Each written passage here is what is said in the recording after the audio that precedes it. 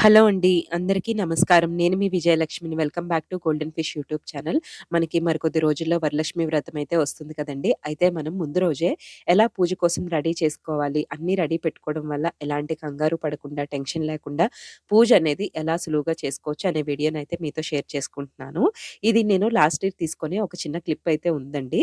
అయితే నేనప్పుడు ఇంకా యూట్యూబ్ ఛానల్ స్టార్ట్ చేయలేదనమాట. అందుకని ఈ ఇయర్ అయితే షేర్ చేసుకుంటున్నాను. ముందుగా అమ్మవారి ఫోటోతో అయితే నేను స్టార్ట్ చేశానండి. లాస్ట్ ఇయర్ వైభవ్ షాప్‌లో నేను షాపింగ్ చేస్తే ఈ లక్ష్మీ అమ్మవారి ఫోటో అన్నది ఇవ్వడం జరిగింది. ఇక్కడ నేను డైనింగ్ టేబుల్ మీద ఖాళీ చేసేసి నీట్‌గా శుభ్రం చేసుకొని న్యూస్ పేపర్ అనేది వేసేసాననమాట. ఒక 3 లేదా 4 పళ్ళాలు మీ దగ్గర ఉంటే తీసి పక్కన పెట్టుకోండి.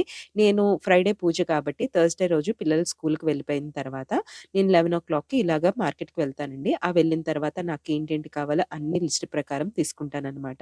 మనం చాలా రకాల పళ్ళు కొంటాం కదా! ఎక్కువుంటాయి కదా! మనం నైవేద్యంగా పెట్టేటప్పుడు అన్నీ 2, 2 పెట్టుకుంటాం కాబట్టి, ఆ 2, 2 ఏవైతే ఫ్రూట్స్ పెడతామో అవన్నీ వాష్ చేసుకొని, ఒక క్లాత్‌తో తుడిచేసి, ఒక పళ్ళెంలో అరేంజ్ చేసేసుకోండి. మీరు ఈవినింగ్ టైమ్‌లో ఇవన్నీ రెడీ చేసి పెట్టుకున్నారనుకోండి, మనకి ఫ్రిడ్జ్‌లో పెట్టాల్సిన అవసరం ఉండదనమాట.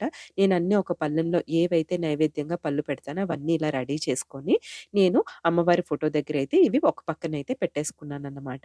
తర్వాత పువ్వులండి. మనకి అమ్మవారికి, స్వామివారికి అలంకరించడానికైతే విరజాజుల మాల తీసుకున్నాను. నెక్స్ట్ డే సాటర్‌డే రోజు నేను తులసి పూజ చేసుకుంటాను. దానికోసమని తెచ్చుకున్నాను. ఫోటోకైతే అలంకరించడానికి దండైతే తెచ్చుకున్నానండి.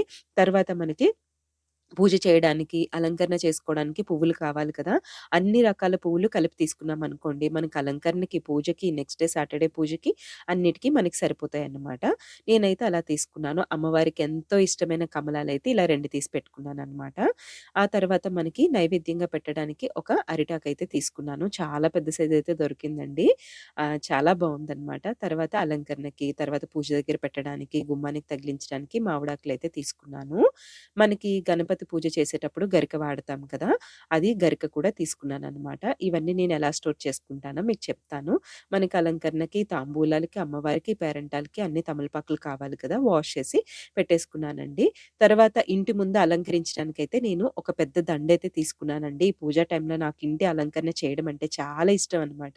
అందుకోసం అని చెప్పి ఈ దండైతే తీసుకున్నాను. ఇది మీకు లాస్ట్‌లో ఎలా పెట్టానో క్లిప్ కూడా యాడ్ చేస్తాను. ఇవన్నీ కూడా నేనేం చేశానంటే మనకి పువ్వులు వాడిపోతాయి కదా! నాకేవైతే రిటర్న్ గిఫ్ట్స్ కింద వచ్చిన బాక్సెస్ ఉన్నాయి కదండీ! అందులో అడుగున న్యూస్ పేపర్ వేసేసి ఇవన్నీ దేనికది డివైడ్ చేసి స్టోర్ చేసుకున్నాను. మనకి ఒక 2, 3 డేస్ ముందు నుంచి కూడా మనం ఫ్రిడ్జ్ అనేది కొంచెం ఎంప్టీ చేసుకున్నామనుకోండి, ఇవన్నీ స్టోర్ చేసుకోవడానికి బావుంటుంది.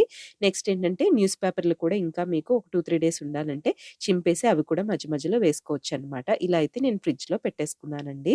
దాని తర్వాత మళ్ళీ మనకి తాంబూలం ఇస్తాం కదండీ! దానికోసము జాకెట్ ముక్కలు, గాజులు అవసరం పడతాయి కదా!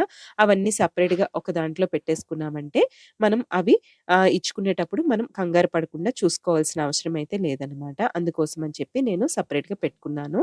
గరికకి అండ్ తమలపాకులు కూడా నేను సెపరేట్‌గా ఒక బాక్స్‌లో అయితే పెట్టేసుకున్నానండి. ఈ 2 స్టోర్ చేసి ఇదొక బాక్సు. దేనికది డివైడ్ చేసుకుంటే మనకి తీసుకునేటప్పుడు కంగారు పడకుండా ఉంటాము. సాటర్‌డే రోజు ఇంకా తులసి పూజ కాబట్టి అది సెపరేట్‌గా ఒక బాక్స్‌లో అయితే నేను పెట్టేసుకున్నాననమాట. ఇంకా ప్రసాదాలకొచ్చేసరికి నేను ప్రసాదాలు ప్రిపేర్ చేసేటప్పుడు నేను ఏ రోజు ప్రసాదం చేస్తానంటే ఆ ముందు రోజే తెచ్చుకుంటానండి. ఇంట్లోవైతే నేను అస్సలు వాడను. ఎందుకంటే మనకి అంటే కొన్ని డేట్స్ అవి ఉంటాయి కదా! ఆ టైంలో ఇంకా ముట్టుకున్నామా లేదా అని డౌటొస్తుంది కదా! అందుకోసం అని చెప్పి నేను ఏవైతే ప్రసాదాలు ప్రిపేర్ చేయాలనుకుంటున్నానో అవన్నీ నేను లిస్ట్ రాసుకొని ముందు రోజే తెచ్చి ఇలా సెపరేట్‌గా పెట్టేసుకుంటాననమాట. ఇవన్నీ రెడీ చేసి పెట్టుకోవడం వల్ల ఏంటంటే మనకి ఒకేసారి మొత్తం ఈ టేబుల్ మీదే నాకు పూజకు కావాల్సిన పూజవి తీసుకుంటాను. వండడానికి కావాల్సిన వంటవి తీసుకుంటాననమాట.